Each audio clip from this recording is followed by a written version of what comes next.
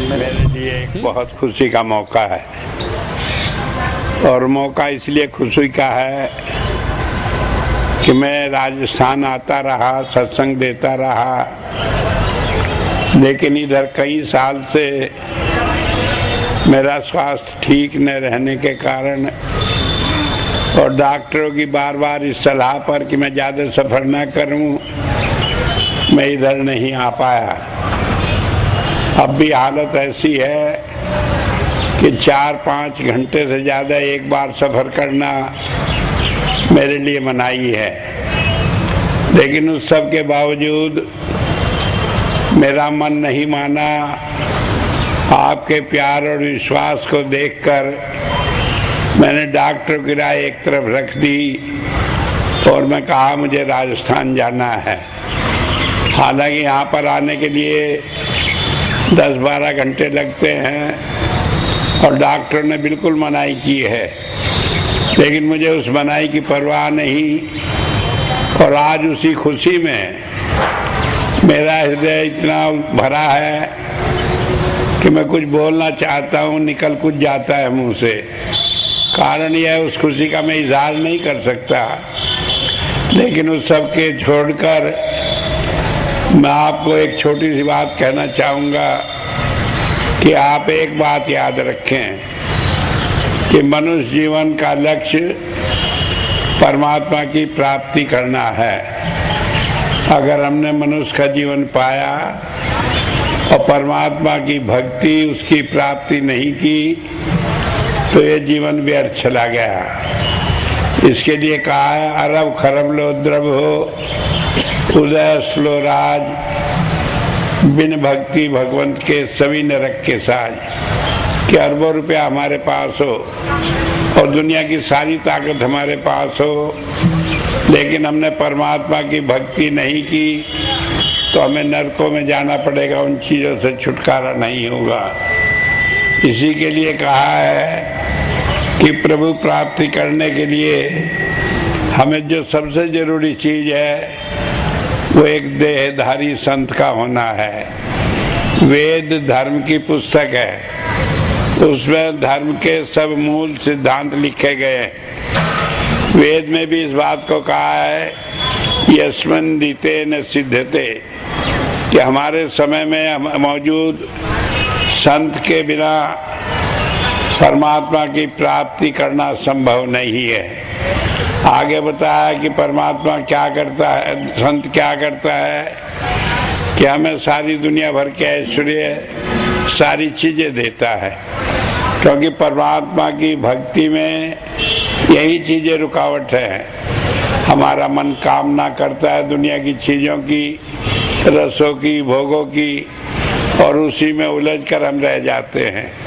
तो संत उसे देकर हमारे मन की इच्छाएं पूरी करता है, और जब ये इच्छाएं पूरी हो जाती है तो वो 5 प्रभु धाराओं को बहाकर ज्योति की, नाद की, सोम की, संत अपने स्वरूप में रेडिएशन देकर और परमात्मा की प्राप्ति करा के सजीव को मोक्ष दिलाता है। तो इसलिए कहा कि बिना देहधारी संत के कोई आदमी प्रभु की प्राप्ति नहीं कर सकता। सारे धर्मों में यही बात कही गई है। सिख धर्म में आजकल जो प्रचलित है उसमें देहधारी गुरु को नहीं मानते, लेकिन गुरबाणी में कहा है, पुरखी गुरु ने सेविया से दुखे जुगचार। जिसने शरीरधारी गुरु की उपासना नहीं की, भक्ति नहीं की, उसे चारों युगों में, सतयुग में, त्रेता में, कलयुग में, द्वापर में, चारों युगों में दुखी रहना पड़ेगा। उसका छुटकारे का कोई रास्ता नहीं। इसी तरह बाइबल में कहा गया है, उसमें कहा, no one can enter into the kingdom of God except through me. Isaiah एक संत हुए, उन्होंने कहा कि परमात्मा के राज में कोई दाखिल हो ही नहीं सकता जब तक कि मुझे साथ न ले ले। ईसा मसीह ने कहा, I am the door of kingdom of God, कि परमात्मा के राज का मैं ही दरवाजा हूँ। दरवाजे से ही किसी के घर में दाखिल हो सकते हैं। तो कहा परमात्मा के राज में दाखिल होना हो तो मेरे साथ आना पड़ेगा, मेरे द्वारा जाना पड़ेगा, तभी वो परमात्मा की प्राप्ति करेगा। तो एक बात ये समझ लेने की है, जब तक देहधारी संत हमें नहीं मिलेगा, हमें परमात्मा की प्राप्ति का रास्ता मिलता नहीं है। और इसीलिए कहा है, राम कृष्ण से को बड़ो तिन भी तो गुरु कीन, चार लोग के नायका गुरु आगे अधीन। कि गुरु राम और कृष्ण से कौन बड़ा है? वो त्रिलोकी के मालिक हैं, लेकिन इसके बावजूद उनके बिना उन्होंने भी गुरु किया, और जब उन्होंने गुरु किया हम कहने लगे हम बिना गुरु के पार कर लेंगे, परमात्मा की प्राप्ति कर लेंगे, तो ये संभव नहीं है। तो एक बात समझ लेने की है कि अगर हमें परमात्मा की प्राप्ति करनी है तो हमें देहधारी गुरु की शरण में जाना ही पड़ेगा। अब जब हम देहधारी गुरु की शरण में जाते हैं तो क्या होता है? पहली बात यह है कि देहधारी गुरु हमें अपने आप से नहीं मिलता, हमारे पिछले कर्म होते अच्छे तब हमें मिलता है। एक सूफिया कलाम है, उसमें कहा है, तेरे दर पे आना मेरा काम था, मेरी बिगड़ी बनाना तेरा काम है। कि एक जीव का काम क्या होता है कि उस संत के दरवाजे पर आ जाए, इससे ज़्यादा कुछ नहीं होता। अगर कोई कहे कि मैंने भक्ति की, मैं भक्ति करूँगा और अब अपनी भक्ति के सहारे मैं मोक्ष प्राप्त कर लूँगा, तो यह असंभव है। क्योंकि जहाँ मैं शब्द आया तहाँ अभिमान आ जाता है, तब हमारा सारा भजन, सारी बातें बेकार हो जाती हैं। तो यह तो सब गुरु कृपा से मिलता है। इसलिए गुरुवाणी में भक्ति को गुरु प्रसाद कहा है। गुरु प्रसाद का मतलब गुरु ने जो प्रसाद दे दिया, प्रसाद पर हमारा हक नहीं होता, ये गुरु की दया होती है, वो जितना दे दे। तो इसलिए पहली बात कही है कि हमारा काम तो उसके दरवाजे तक आना है। और दरवाजे तक हम कब आते हैं? जबकि पिछले जन्मों के अच्छे कर्म होते हैं, तब हम संत की शरण में आते हैं। संत की कोई पहचान नहीं होती बाहरी। संत के पास आना, संत को पहचानना, ये हमारे बस की बात नहीं होती, बल्कि हमारे पिछले जन्मों के कर्म होते हैं। और जब वो कर्म इतने अच्छे होते हैं कि हमें संत का दर्शन हो जाए, यही संभव है। अन्यथा अपने आप ने तो हम संत को पा सकते हैं, न उसकी शरण में जा सकते हैं, न कोई काम कर सकते हैं। मेरे जीवन में तो अनेक ऐसी घटनाएं मैंने देखा कि लोगों ने कहा कि हम अपने आप आएंगे आपकी शरण में, और वो इस दुनिया के बखेड़े में उलझ गए, कभी आ नहीं सके। एक बार मैं आसाम गया तो वहाँ पर गुवाहाटी में मेरा प्रोग्राम था, तो शाम को एक भाई आए, बड़े भाव में बड़े शब्द सुनाए और कहने लगे मैं नाम तो लूँगा लेकिन मैं आप ही आऊँगा। मैंने कहा मौका है ले लो, अपने आप कब आओगे कब नहीं आओगे कुछ मालूम नहीं। वो बड़े अभिमान में था, कहने लगे मुझे कोई नहीं रोक सकता, मैं आऊँगा। तो उसके बाद वो न संडीला आया न नाम लिया। जब उनसे पूछा तो उन लोगों को बताया, कहने लगे कोई मौका ही नहीं लगता, मेरा भाग्य ऐसा नहीं है। तो एक बात सोच ले, ये हमारा जो पिछले जन्मों के कर्म होते हैं, जब हमें संत मिलता है, तो जब संत मिलता है तो इसमें कहा है तेरे दर पे आना मेरा काम था। ये दर पे आने का क्या मतलब है? संत का कोई मकान नहीं कि उसके दरवाजे पे कोई आए, क्योंकि संत तो आज ये आया, कल वहाँ, परसों वहाँ है, रोज घूमता फिरता रहता है। तो दर क्या है? संत का दर क्या है? यह स्थान संत का दरवाजा है, क्योंकि अंदर 10वां द्वार जो है वो परमात्मा का घर है।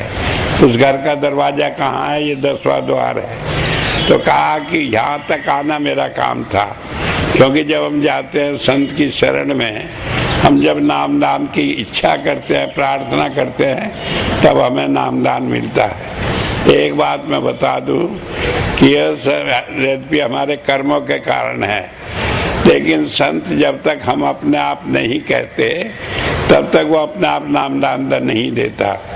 क्योंकि बताया गया है, कहा गया है, एक मर्यादा कायम कर दी परमात्मा ने कि काल जो है वो उसका काम करता है कि जिनके कर्म जैसे हैं उसके अनुसार उसे सजा देता है। तो ऐसा है जैसे मजिस्ट्रेट हो, जैसे कर्म हो वैसे उसे सजा देगा। लेकिन दयाल पावर जो है, जो जीव के भाग में होता है, जो उसकी शरण में आ जाते हैं, उन्हें काल के चंगुल से निकाल कर और परमात्मा के मिलान करा देता है। तो उसका काम है कि जीव जो उसके पास आए उसे ले जाए। तो दोनों एक दूसरे के ज्यूरिडिक्शन में दखल नहीं देते। काल जो है संत के शरण में जो जीव हो उसे पकड़ के ले जा नहीं सकता। वो कैसे संत की शरण में होगा कि जिस संत ने ले जाए, ये मैं आपको बाद में बताऊंगा। लेकिन मैं बता रहा हूँ, इसी तरह जो काल के दायरे में जीव है, संत उन्हें कभी खींच कर नहीं ला सकता। क्योंकि कई बार मेरे से लोग कहते हैं, कहने लगे जब आपकी इतनी दया है तो आप जीव को ऊपर क्यों नहीं पहुंचा देते, क्यों उसे कष्ट देते। एक मर्यादा है, जब तक जीव नहीं चाहता और कहना नहीं मानता संत का, तब तक उसे वो जबरदस्ती नहीं कर सकते। तो उस मर्यादा को कायम करते हुए तो कहा कि हमारा काम जो है जीव के नाते इस स्थान पर आना है। इस स्थान पर आने का कैसे करेंगे? हम जाकर नामदान की प्रार्थना करेंगे, वो हमें नामदान देगा और यहाँ आने का तरीका बताकर बिठाएगा, अभ्यास कराएगा। एक बार जब हम आके उसे कह दिए कि हम नाम लेना चाहते और यहाँ आ गए, यहाँ बैठकर ध्यान करना सीख गए, तो सबसे बड़ी बात यह है फिर जो हम कर्म करते हैं उस सब के हम जिम्मेदार नहीं होते। उस सब का हमें फल नहीं भोगना पड़ता, वो खत्म हो जाता है। अब अनंत जन्मों के अनंत कर्म हैं जिनका कोई ठिकाना नहीं, लेकिन वो भोगताए से कुछ कम होते रहते हैं। लेकिन अगर जो नए कर्म जुड़ते रहे तो कमी नहीं होंगे। तो नए कर्म का खत्म होने का एक ही तरीका है कि यहाँ आकर हम नामदान ले लें, तो हमारे नए कर्म बनने बंद हो जाते हैं। कर्म तो हम करते हैं, काम सारे करते हैं, लेकिन हमारा ध्यान उन कर्मों में नहीं रहता, तो इसलिए उसका प्रभाव हम पर नहीं होता, उसका फल हमें भोगना नहीं पड़ता। बात बहुत साफ है, ध्यान से ही सारे काम चलते हैं। जब हमारा ध्यान दुनिया में फंसा पड़ा है तो हम दुनिया का रूप बने बैठे हैं, रात दिन दुनिया की चीज़ों की सोचते हैं, मकान की, बच्चों की, दूसरी चीज़ों की। जब हम ध्यान इससे हटा देते हैं तो फिर इनमें जो होता रहता है उसका प्रभाव हम पर नहीं होता। लेकिन ध्यान को हटाकर खाली नहीं रखा जा सकता, क्योंकि ये मन बड़ा ताकतवर है, तो इसे कहीं लगाना पड़ता है। और इसे लगाया जा सकता है केवल परमात्मा में। उधर लगा देने से फिर इसे दुनिया के ख्याल नहीं आते, कम हो जाते हैं। और हालत ये हो जाती है कि दुनिया के काम करते हुए भी हम उनमें फंसते नहीं। जो मिल गया खा लिया, जो मिल गया पहन लिया, जैसा मिला वैसा मकान बना लिया, गुजारा करना है, रहना है। फिर हम उसके चक्कर में नहीं फंसते कि इतना अच्छा खाए, इतना अच्छा पहने, ऐसा मकान हो। हम उससे 24 घंटे नहीं लगे रहते, क्योंकि खाने का उद्देश्य ये है कि हमारा शरीर चलता रहे। एक आदमी 10 रुपए की रोटी खाकर भी अपनी गुजारा कर सकता है। एक आदमी 10-10 हजार रुपए का डिनर लेता है, उसे कोई ज़्यादा ताकत नहीं मिल जाती। ताकत उतनी मिलती है या उससे भी कम मिलती है, लेकिन वह उसमें लगाकर अपना टाइम, अपना समय और अपना ध्यान उसमें फंसाकर आगे के लिए एक बंधन अपने साथ बांध लेता है। तो ये ध्यान को हटाकर काम करने की क्रिया ये संत हमें सिखाता है। वो कहता है ध्यान यहाँ कर लो। मान लीजिए एक बार ध्यान आपने कर लिया, तो उसके बाद काम करते रहे तो उसमें ध्यान भी लगा तो लगता नहीं। ऐसा हो जाता है जैसे पानी हो, उसके बीच में एक लाइन खींच दो लाठी से, तो पानी एक दफ़े लगता है बट गया, लेकिन तुरंत ही वो बटाव खत्म हो जाता है, फिर वो अलग नहीं रहता। ठीक इसी तरह जो कर्म हम करते हैं, करते हुए तो लगता है हम कर रहे हैं, लेकिन उसका प्रभाव फिर हम पर नहीं रहता, उसकी याद नहीं रहती। वरना तो कर्म का इतना बड़ा बंधन है कि एक कर्म आपने जो कर लिया, जब तक उसे भुगत नहीं लेते, चाहे 1000 जन्म हो जाओ, वो जाता नहीं। तो इसलिए बताया, इससे बंधन छूटने का एक तरीका बता दिया कि हम संत के कहना माने। संत का कहना मानना क्या है कि पहले हम इस दरवाजे पर आ गए। जब हम इस दरवाजे पर आ गए, उसका कहना मानने लगे, तो हमारा काम खत्म हो गया। आप सोचे कि भक्ति हम करें, भजन हमारा नहीं बनता, ये काम उसका है, अपने आप कराएगा। मैंने कई बार, हजारों बार इस बात को याद दिलाया। जैसे 1982 में पहली बार जब लोगों ने स्वर्ण जयंती मनाई, तो मैं उसमें कहा था कि महाराज जी ने कहा है मुझे, ये वायदा किया है कि जो मेरे साथ जुड़े रहेंगे उन सबको मोक्ष मिलेगा। लोग बड़े खुश हुए, तालियां बजाई। लेकिन उतना करते हुए भी हमेशा इस बात को नहीं भूलते कि हमें करना है। क्या भजन तो बनता ही नहीं। जब कहा मोक्ष मिलेगा तो भजन पढ़ना तुम्हें क्या चिंता है, जिसने जिम्मेदारी ली उसका है, वो काम होगा। और जहाँ तक भजन बनने का सवाल है, मोक्ष मिलने का सवाल है, महाराज जी कहा करते थे कि जब एक सत्संगी हो उसे मरते समय देखो, और उस समय मालूम पड़ता है कि सत्संगी में और गैर सत्संगी में क्या फ़र्क है। सत्संगी होता है, मरते समय बड़ा खुशी खुशी जाता है, कहने लगे मैं जा रहा हूँ, महाराज जी लेने आए हैं। ये नहीं भी लेने आए हैं, वो रोता चिल्लाता नहीं, दुखी नहीं होता। और गैर सत्संगी होता है, मौत के नाम से ही डरने लगता है। हालत ये हो जाती है, कई लोगों को फोबिया हो जाता है कि मौत आने वाली है, न जाने कब आ जाए, क्या हमारा हो जाए, क्या न हो। तो ये कारण क्या होता है, उन्हें भय समा जाता है। तो ये भय जो है निकलता है शब्द के धारण करने से, गुरु की आज्ञा में रहने से।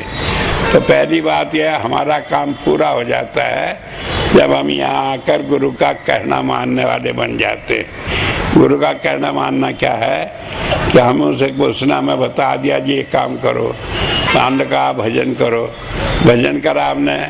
भजन करना भी इतना आसान काम नहीं है।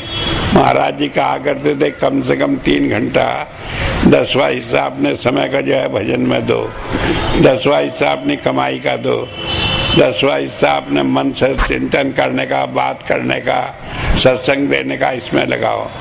लेकिन वो इतना मुश्किल काम है कि सारा करते हुए भी एक अभिमान आ जाए तो सारा जितनी भजन की कमाई है उसे खराब कर देता है। तो इसलिए वो मुश्किल काम है। तो संतों ने उसके लिए आसान तरीका निकाला कि भाई 1 to 1 बात है कि आप संत से अपना ध्यान जोड़े रखो। जब उससे जोड़े रखोगे, उसका कहना मानोगे, तो सारी जिम्मेदारी उसकी है।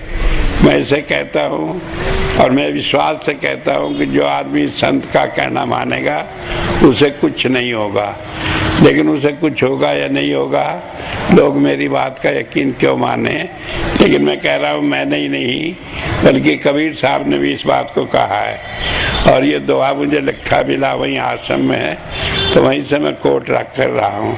उन्होंने कहा गुरु शब्द उल्लंघन कर जो सेवक कहीं जाए, कि गुरु की बात का उल्लंघन करके जो सेवक कहीं भी कोई काम करे तो क्या हो जाता है उसका, जहाँ जाए वहाँ काल है, कहे कबीर समझाए। कि वो जहाँ भी जाता है उसके शब्द से बाहर निकलकर जो काम करता है वो सब काल के दायरे में होता है, उसमें वो फंस जाता है। तो इसका मतलब ये हुआ जो उसकी मर्यादा में रहेगा, उसके बताए हुए बात को मानेगा, उसे काल का असर नहीं होगा। कई आदमी कहते हैं कि फला आदमी इतना भजन करता था, क्या उसे भी काल का असर हो गया? तो जब कबीर साहब ने कहा कि अगर कहना नहीं मानता, उसकी बात का उल्लंघन करके जाता है, अपने को उससे अलग करके समझता है कि मैं जो कर रहा हूँ ठीक है, तो उसे तो काल के दायरे में फंसना ही है, उसका कोई तरीका नहीं। जब काल के दायरे में फंस गए तो आप समझते हैं क्या होता है। चौसर का एक खेल होता है, उसमें गोट होती है, वो चलती रहती है। 83 खाने चलकर जब आती है, अगर एक घर खाना पड़ जाए तो जाके नरक में पड़ जाती है। दूसरी गोट उसे पीट देती है, फिर उसे 84 का चक्कर काटना पड़ता है। लेकिन अगर एक गोट नंबर और सही पड़ जाए तो वो गोट पार हो जाती है। तो यही हमारा हाल है कि अगर हमने सब कुछ करके भी अगर एक उल्लंघन कर दिया बात का, तो हम काल के चक्र में पड़कर एक जन्म और लेना कम से कम पड़ सकता है। तो इसलिए सबसे बड़ी बात है कि हम कहे हम आपके दरवाजे पे है, तो उसका तरीका है कि हम कहना माने। अब कहना मानना क्या है? मान लो आप कहे मैं क्या कहना मानूं, मैं तो हमेशा ही कहना मान, हमेशा लोग कहते हैं। अब मैंने बताया कहना मानने का यह कि दुनिया भर की चीज़ें हैं।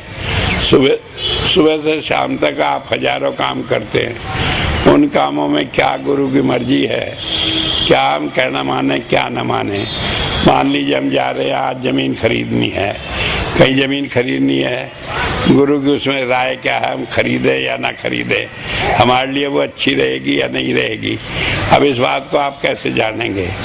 तो उसमें यह है कि तो हम पूछें, लेकिन कई बार पूछना भी संभव नहीं होता, कई बार पूछ कर भी समझ नहीं पाते।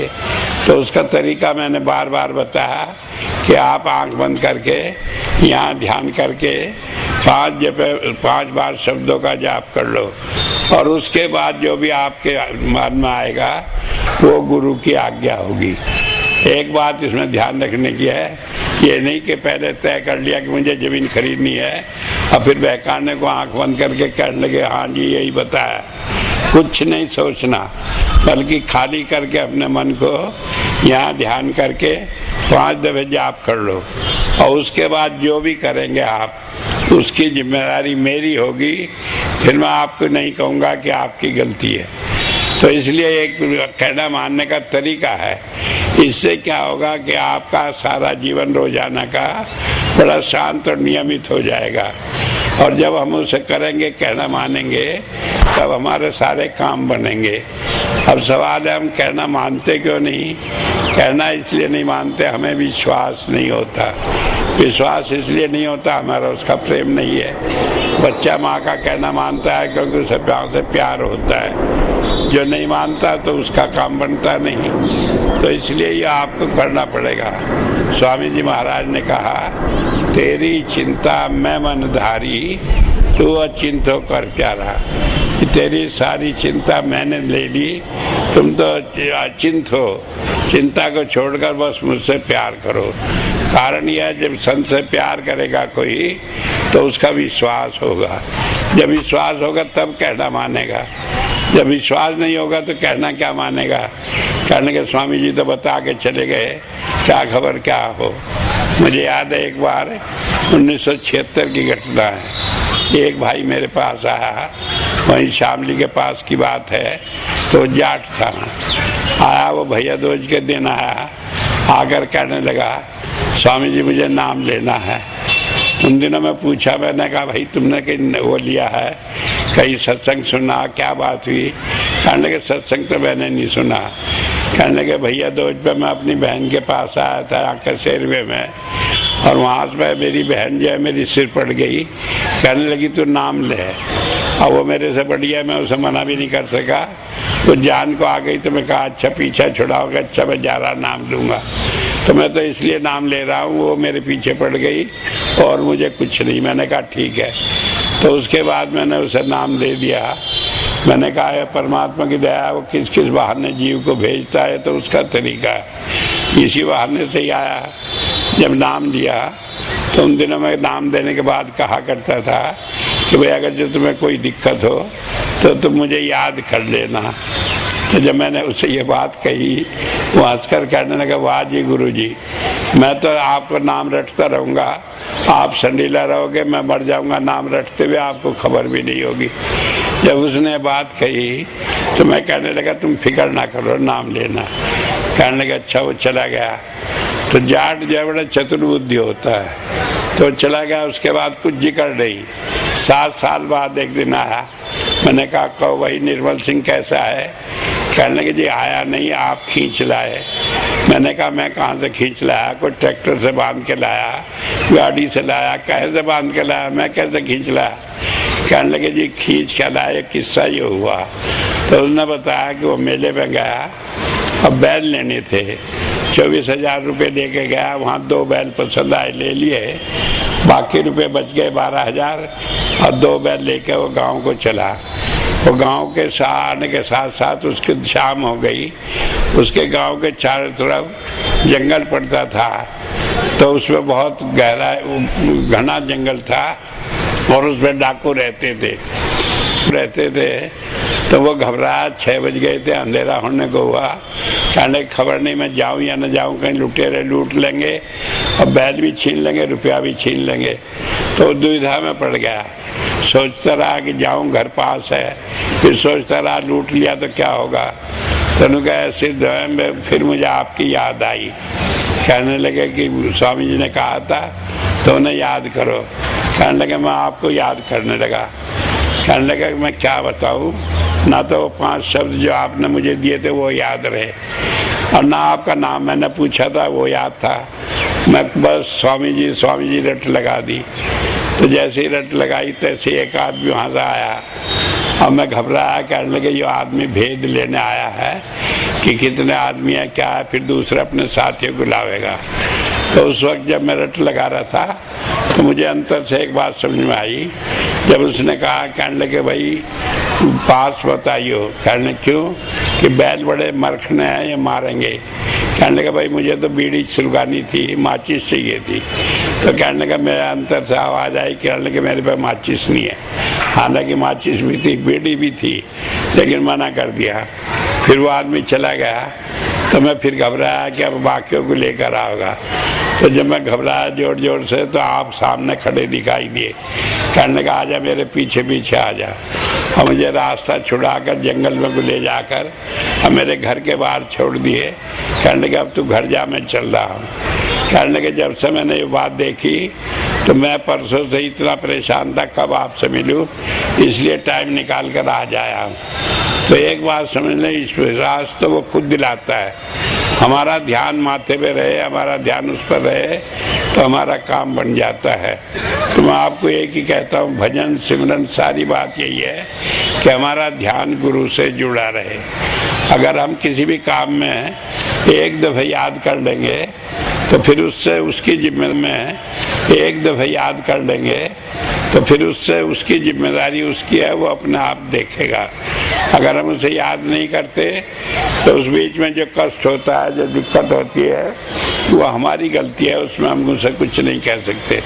तो मैं तो सिर्फ यही कहूँगा कि नाम आपने लिया, भजन आपने किया, विश्वास आपका बना, नहीं बना तो नहीं, मेरी बात पे विश्वास कर लो। लेकिन हमेशा कोई भी काम करो तो गुरु का ध्यान करके करो। फिर उसकी बाबत कोई काम आपका बिगड़े तो जिम्मेदारी मेरी है। अगर आप नहीं करते तो ये गलती आपकी है, उसमें मेरी कोई जिम्मेदारी नहीं होती। तो इसलिए बताया, सबसे बड़ी बात यह है कि हमें गुरु पर विश्वास रखें। कई आदमी कहेंगे कि इसका मतलब वो हम अपनी अकल से कुछ काम ही ना लें, बिल्कुल अंधविश्वास माने कि गुरु की बात करें।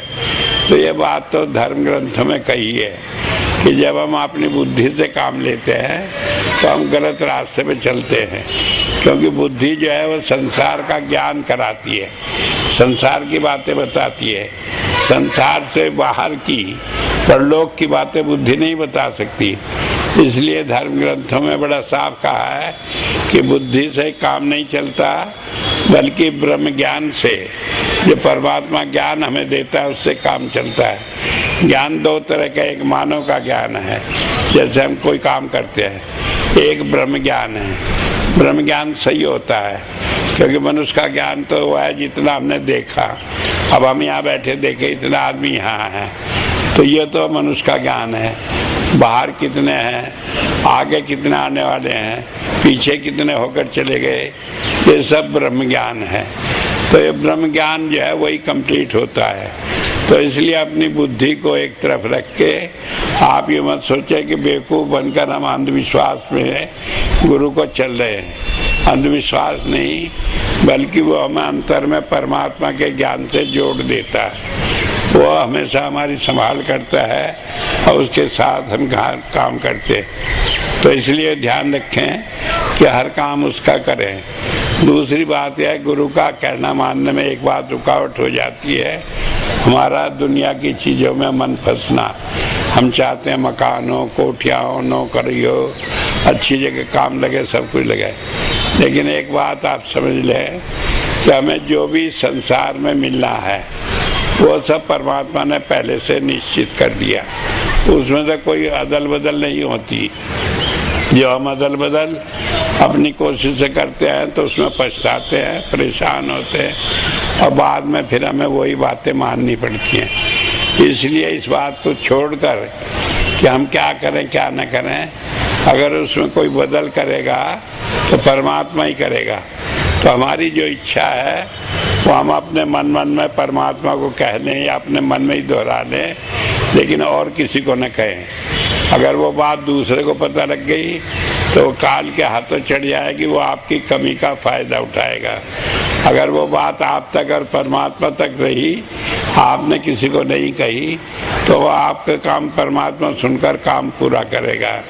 तो एक बात ये ध्यान रखें, कोई प्रार्थना हो, कोई काम हो, कुछ कहना हो, किसी से न कहें।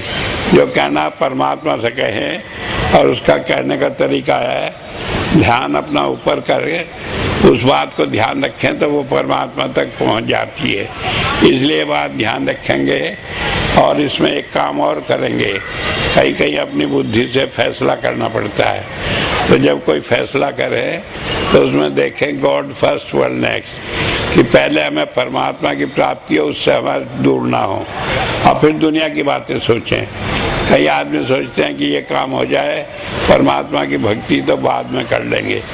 जब हमने परमात्मा की भक्ति बाद के लिए छोड़ दी तो हमारे काम बिगड़ जाते हैं, फिर बनते नहीं हैं। तो एक बात ये ध्यान रखें, गॉड फर्स्ट वर्ल्ड नेक्स्ट। दुनिया का कोई काम, कई आदमी को मैं कहता हूँ ये काम कर लो, कहने लगे मन नहीं मानता। मैं पूछता हूँ मन हमारे तुम्हारे बीच में आया कब से? मन तो काल का अवतार है। अगर उसे गुरु को अपने बीच में रख लोगे तो आपका जुड़ेगा कैसे ध्यान गुरु से? फिर तो आप काल के चक्कर में बेटा मतलब पड़ गए। इसलिए मन की बात छोड़कर परमात्मा की बात रखें, क्योंकि परमात्मा तो संत के अंदर है, तो परमात्मा से बात करना संत से बात करना है। कहा है हमेशा धर्म पुस्तकों में, बाइबल में कहा है, it is not I but God speaks through me, कि मैं नहीं बोलता, मेरे अंदर बैठकर परमात्मा बोलता है। इसी तरह वेदों में कहा है कि संत जो है वो परमात्मा का मुंह है। परमात्मा बोलता है, ये कैसे बोलता है? संत के अंदर बैठकर बोलता है। उसके मुंह से जो बात निकलती है वो परमात्मा की वाणी है। इसलिए आप इसमें बीच में मन को न लाए। मन को जब बीच में लाएंगे तो झंझट खड़ा होगा।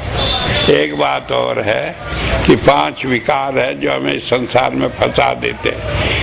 काम, क्रोध, लोभ, मोह, अहंकार, ये 5 हैं। इनमें से कोई सभी एक के चक्कर में आप पड़ जाए तो जिंदगी बर्बाद हो जाती है। वो हमें दुनिया के धक्के खिलवाता है। लेकिन आप इसका निर्णय नहीं कर सकते कि कब किसका अटैक हो जाए, कब अहंकार का हो जाए, कब लालच का हो जाए, कब किसी। उसका तरीका यही है कि हम गुरु का ध्यान करें तो फिर वो अपने आप रास्ता बनाकर छुड़ा देता है। जब हम ये करते हैं तो कहा उसमें कि तेरे दर पे आना मेरा काम था और मेरी बिगड़ी बनाना तेरा काम है। हमारी बिगड़ी क्या है कि हमें परमात्मा की प्राप्ति हो जाए, दुखों से छुटकारा मिल जाए, मोक्ष मिल जाए, जन्म मरण में आना नहीं पड़ेगा। तो मैं आपको आज फिर विश्वास दिलाता हूँ कि जब आप गुरु का कहना मानोगे तो आपको बिल्कुल बनेगा सारे काम, कोई दुनिया के काम रोकने वाला नहीं है। और मैं आपको बता दूं, जब परमात्मा किसी संत को भेज देता है संसार में, सारा काम उसके ऊपर छोड़ देता है। बाइबल में एक खास कर लिखा है, Lord God does nothing except he reveals his counsel to his servants the prophet, कि परमात्मा कुछ नहीं करता, वो तो अपनी बात को संत को बता देता है। और संत जो परमात्मा के नौकर है, उसके चाकर है, वही सारे काम करते हैं।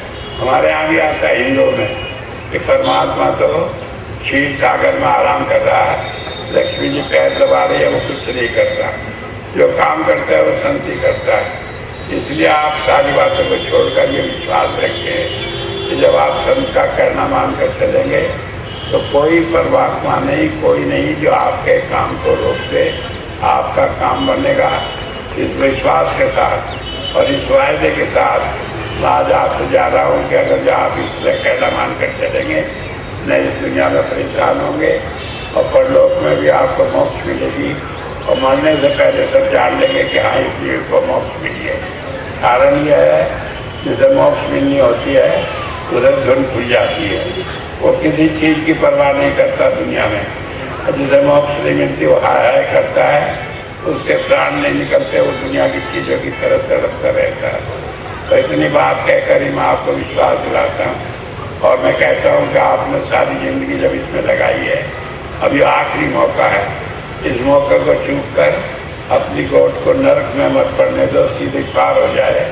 इसलिए अपने विश्वास को दृढ़ मानकर और जब आप सोचेंगे कि हाँ आप शरण में हैं तो आपको पूरी सहायता मिलेगी। आपको काल दूर से कुछ छू नहीं पाएगा, लेकिन रहे आप गुरु के पाले में, उससे निकलकर काल के पायरे में पैर न रखें, आज्ञा का उल्लंघन न करें, क्योंकि उसके बाद फिर एक मर्यादा होती है कि जब दुखी होकर वो वहाँ से आएगा तभी संत उसकी रक्षा कर सकता है, अन्यथा नहीं।